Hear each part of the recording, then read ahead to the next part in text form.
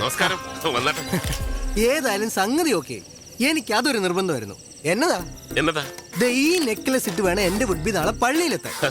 ഞാൻ ജ്വല്ലറിയിൽ വിളിച്ചു പറഞ്ഞു, എത്ര പണിക്കാരെ വേണമെങ്കിലും എടുത്തിക്കോ, നാളെ വൈകുന്നേരത്തേക്കുള്ളിൽ സംഗതി കിട്ടണം. കസ്റ്റം മേഡല്ലോ. വന്നട്ടെ, എല്ലാരും വെയിറ്റിംഗ്.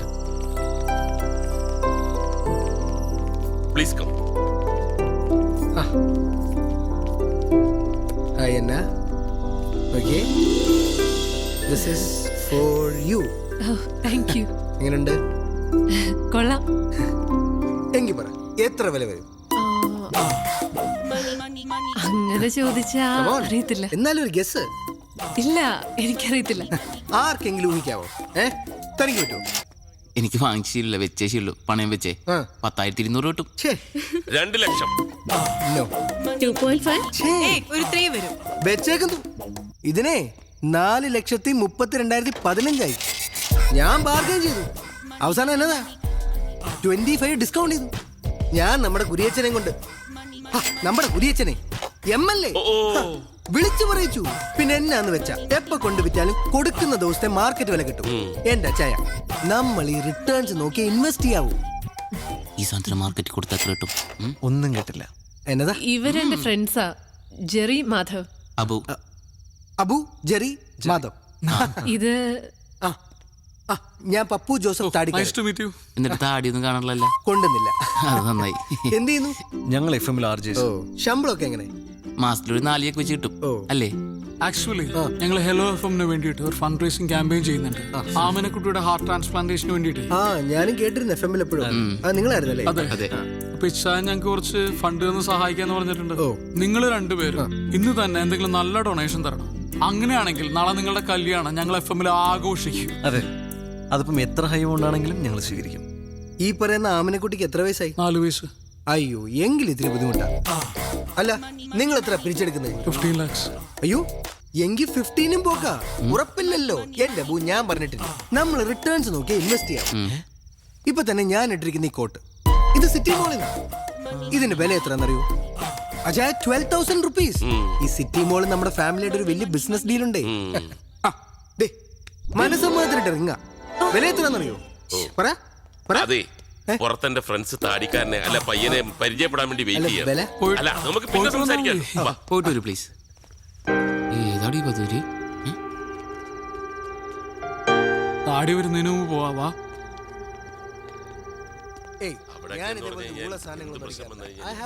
നോക്കിയേ, സ്കോച്ചിന്റെ വില പറയണണ്ട. ഇവനൊക്കെ എന്താണ് ചെയ്യേണ്ടത്? ഇവന്റെ വിചാരം നമ്മളൊരു പൈസ കണ്ടിട്ടില്ലെന്നാണ്. ഇവനൊക്കെ ഉണ്ടല്ലോ, അട്ടിച്ച് അവന്റെ അണപ്പല്ല് പുറത്തെടുക്കണം. ലോകത്തുള്ള ഒരു പെണ്ണിനും ഇവനെ പോലത്തെ ഒരു കൊരങ്ങനെ കെട്ടേണ്ട ഗതികേടുണ്ടാവരുത്. എത്ര പൈസ ഉള്ളവനാണെങ്കിലും എന്റെ പെങ്ങളെ കെട്ടാൻ വേണ്ടിയാണെങ്കിൽ ഇവനാണെങ്കിൽ ഞാൻ കൊടുക്കൂല. കൊടുക്കരുത്. കുറച്ചേരം കൂടി അവൻ അവിടെ നിൽക്കണമെങ്കിൽ ഇട്ടിരിക്കുന്ന ഷഡ്ഡിയുടെ വില എത്ര അവൻ ചോദിച്ചാൽ കേക്കട്ടെ. കണ്ണു കാണാൻ പാടില്ലേ? കാത് കേൾക്കാൻ പറ്റണല്ലേ? ഒന്ന് ആലോചിച്ച് നോക്കിയേ. അവൻ ആമിനെ കുട്ടീനെ കുറിച്ച് പറഞ്ഞ കേട്ടോ. അതൊക്കെ ശരിയാ, പക്ഷെ നമ്മൾ അവനെ മനുഷ്യന്റെ എന്തെങ്കിലും ലക്ഷണം ഉണ്ടോ? നോക്കിയ നീ നോക്ക്. നീ കാട്ടുമാക്ക. ആരോ എന്നെ കുറിച്ച് നല്ലത് പറയുന്നു. ശരിയല്ലേ? ശരിയാണ്. അതെ. സാധാരണ നമ്മൾ മുമ്പ് പ്രേമിച്ച പെണ്ണ് നമ്മളേലും ഗതികെട്ട ഒരുത്തൻ്റെ കൂടെ പോകുമ്പോ നമ്മൾ ഭയങ്കര ഹാപ്പി ആവില്ലേ? ഇല്ലേ? അതെ. ആ നിന്റെ സ്ഥാനത്ത് ഞാനായിരുന്നെങ്കിൽ ഇവനെ പോലത്തെ ഒരു മണ ഉണാഞ്ചന ആ പെണ്ണിനെ ഒരിക്കലും വിട്ടുകൊടുക്കൂല. ഞാൻ കൊടുക്കില്ല. ഒരിക്കലും കൊടുക്കൂലടാ. എനിക്ക് ഇപ്പോഴും തോന്നുന്നത് ഇവനിൽ നിന്ന് രക്ഷപ്പെടാൻ അവൾ എന്തൊക്കെയോ മാർഗം ആലോചിച്ചിരിക്കുന്ന പോലെ. നിനക്ക് തോന്നിയോ അങ്ങനെ? എനിക്ക് തോന്നി. എനിക്ക് തോന്നി.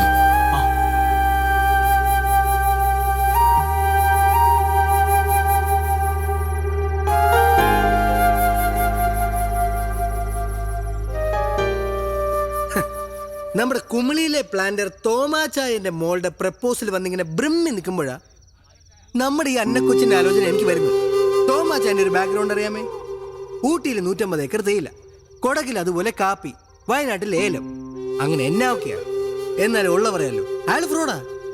എനിക്കയാളെ വിശ്വാസമില്ല. എനിക്ക് അച്ചായനാ വിശ്വാസം. കേട്ടോ എന്നെ കുട്ടി? Now I am very happy.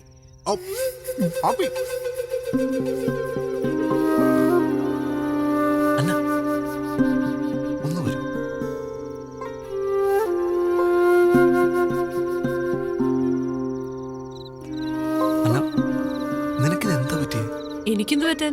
എടിയ താടിക്കാരൻ കിഴങ്ങന്റെ character മനസ്സിലാക്കിയിട്ടാണ് നീ കല്യാണം സമ്മതിച്ചത്. അതോ നിന്നെ ആരെങ്കിലും പെടുത്തിയതാണ് അയാളുടെ സ്വത്തും പണമൊക്കെ കണ്ടിട്ട്? ജെറി എന്തൊക്കെയാ പറയുന്നേ? ഞാൻ എന്താ പറയുന്നത് നിനക്ക് നന്നായിട്ട് അറിയാം. അതുകൊണ്ട് തന്നെ സീരിയസ് ആയിട്ട് ഞാൻ പറയുന്നത് അയാൾ നിനക്കൊരു ആബ്സല്യൂട്ട് മിസ്മാച്ച് ആണ്. It's not your business Jerry. It's not my business, I know that. പക്ഷെ എന്നാ നമ്മൾ കുറെ കാലം അറ്റ്ലീസ്റ്റ് നമ്മൾ നല്ല ഫ്രണ്ട്സ് ആയിരുന്നില്ലേ? എനിക്ക് നിന്റെ ക്യാരക്ടർ എന്താണ്, നീ എന്താണെന്ന്, നിന്റെ ആറ്റിറ്റ്യൂഡ് എന്താണെന്ന് ഒക്കെ നന്നായിട്ട് അറിയാം. അതുകൊണ്ട് തന്നെ ഞാൻ പറഞ്ഞു നീ ഒരു മോശം ലൈഫിലേക്കല്ല ഒരു വൻ ദുരന്തത്തിലേക്ക് പോകുമ്പോൾ. പിന്നെ ഇതെല്ലാം കൂടെ വെച്ച് നോക്കുമ്പോൾ എനിക്ക് മനസ്സിലായി എന്താ അറിയും, നിന്റെ ഇച്ഛായനം പെട്ടിരിക്കുക. ഇത് നിന്റെ ലൈഫാണ്. നിനക്കിഷ്ടമുള്ള നിന്നെ മനസ്സിലാക്കുന്ന ഒരാളുടെ കൂടെ അല്ലേ നീ ജീവിക്കണ്ടേ? പിന്നെന്തിനാ അന്ന് പിരിഞ്ഞ്? അത് ഒന്നിക്കാൻ ഇവിടെ ഇങ്ങനൊരു സാഹചര്യത്തിൽ ഒന്നിക്കാൻ ആ പെരട്ട താടിക്കാരനെയും നിന്നെ രക്ഷിക്കാം. അന്ന ഇതിന്റെ കോൺസിക്വൻസസ് ഒന്നും ഞാൻ ആലോചിച്ചിട്ടില്ല. നീ എന്നോട് വരുമെന്നല്ല, നീ പറഞ്ഞു.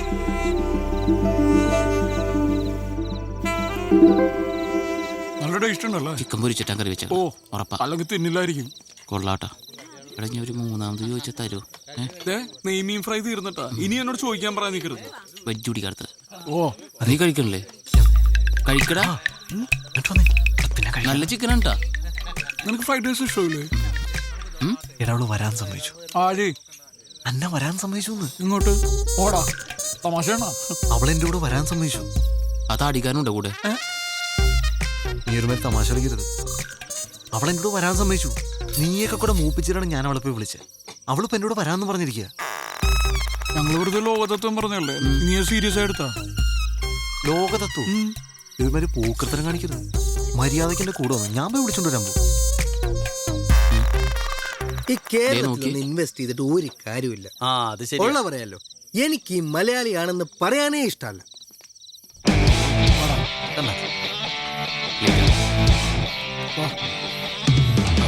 ചേച്ചി ഗിഫ്റ്റ് കൊടുക്കുമ്പോൾ സൂക്ഷിക്കണം. അപ്പൊ തന്നെ പൊട്ടിച്ചു നോക്കും. വെറുതെ നാണം കിട്ടുമോ?